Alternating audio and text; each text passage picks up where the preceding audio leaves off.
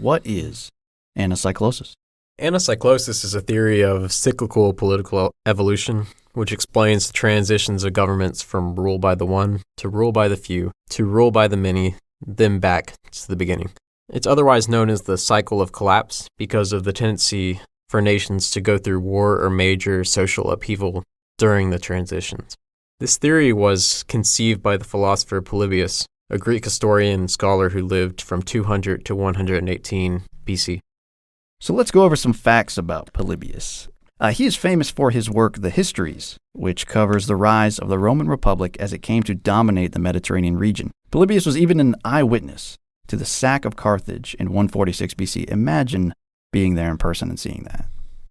He was heavily influenced by the works of Plato and Aristotle, whose writings on politics from 200 years earlier really shaped his understanding of government.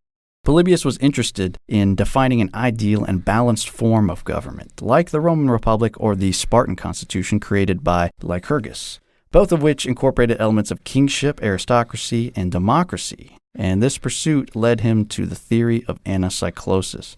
His musings on the separation of powers and ideal forms of government inspired the American Constitution nearly 2,000 years later.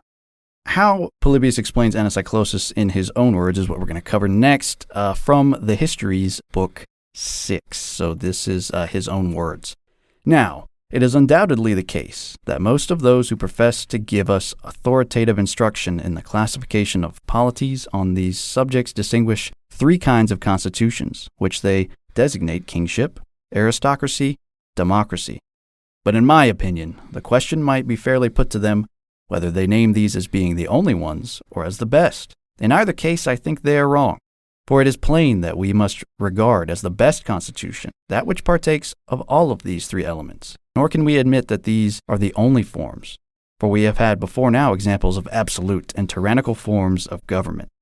Polybius goes on to say, so then, we enumerate 6 forms of government, the 3 commonly spoke of, which I have just mentioned, and 3 more allied forms.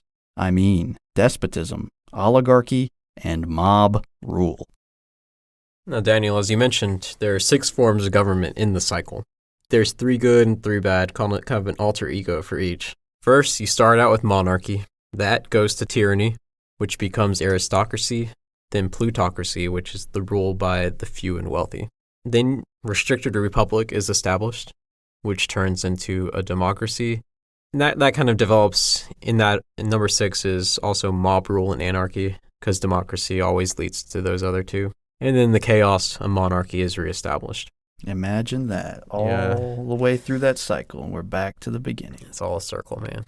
Thanks for listening to the Sons of Antiquity highlight reel. To hear this clip in context and to enjoy our full-length episodes, check out the links in the description or search Sons of Antiquity on YouTube, BitChute, Spotify, or Apple and Google Podcasts.